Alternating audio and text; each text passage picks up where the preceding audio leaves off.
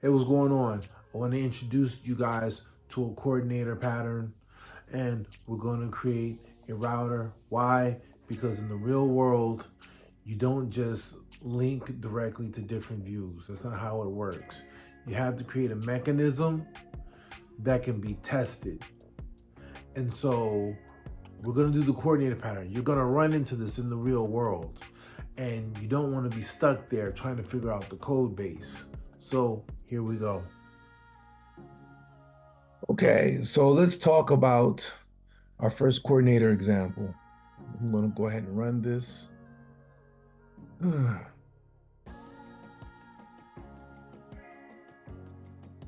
So let's see. Okay, so here we go. And basically, just to demonstrate the fact that we're going to create navigational functionality using the coordinator. This is um, a simple way to do it. So basically, we want to go straight to details. We have a home view and a details view, and this. It's not an actual detail view, but these are just names. So I'll go here. Now we have the detail view. Go back to home. Okay. Now, of course, we can do this with a very simple link that takes us from one view to the next, but that's not compartmentalized. That can't be tested, right? You know, this can be tested. We can unit test this. And this is the reason why people create routers or use coordinators for navigation in big projects. So let's go back here. This is where our entry point to our app starts, right here. Main struct coordinator example app, which is the name of the app. And we're going to use our environment object. And our app coordinator is going to be passed through our environment object. We also have another object of type app coordinator using the state object wrapper, and that's where we pass it. We get our current view from our current view, app coordinator.current view. And what is that? It is a property, a published property, right? And it is automatically set. When we first come in here, it's initialized. It calls the start method. The start method sets it to home. And that's why when we come into our app, we don't go into a home view. We go into the current view, which sets it to the home view. Again, this is done because this is abstracted away because we want to be able to test this with a unit test. Okay.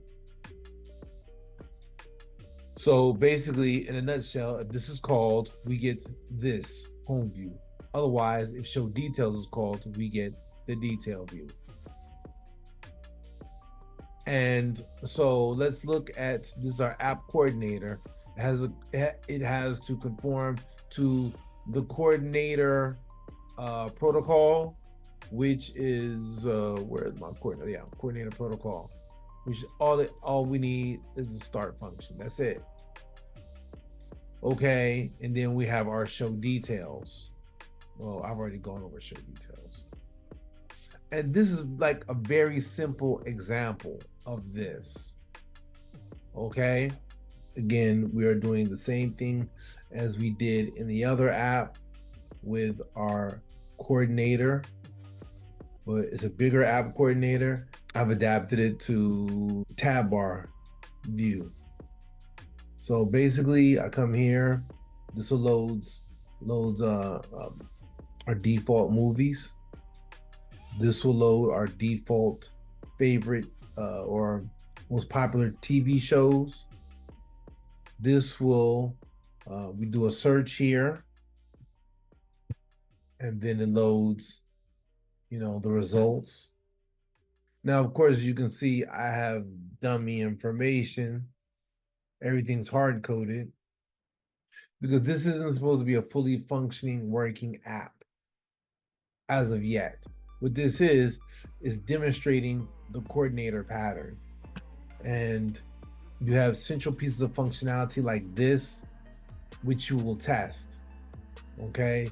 Your coordinator is separate from everything else, right? So this is your app coordinator.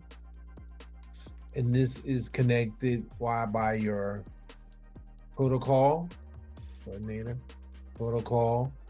You have your presenter, which takes pretty much your functionality, your business logic, your presenter, and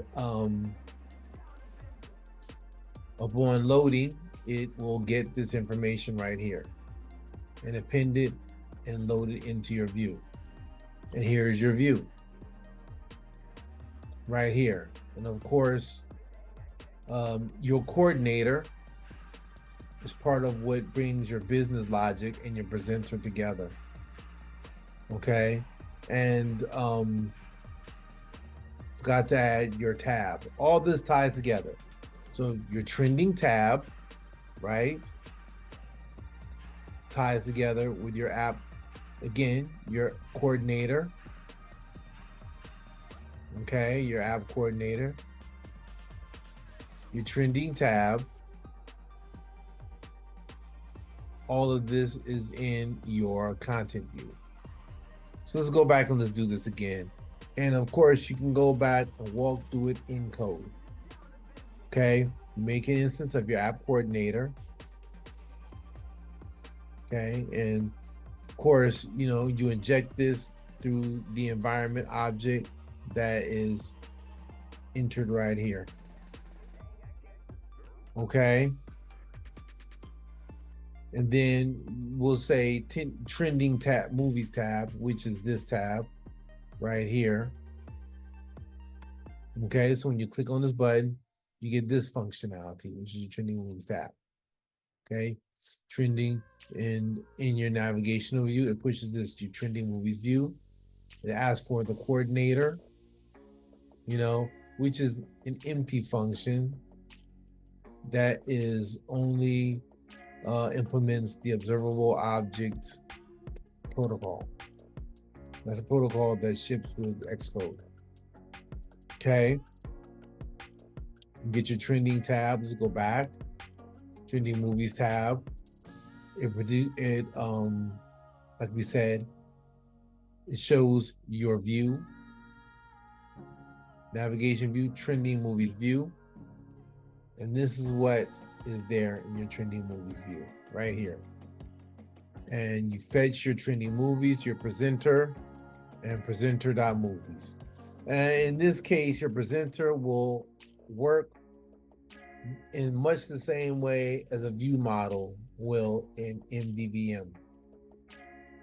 Okay, so but the best way for you to understand it is to download this code and check it out for yourself. Pick it apart, take it apart, see what you think. This is a more sophisticated example of a coordinated pattern. And yeah, on to the next.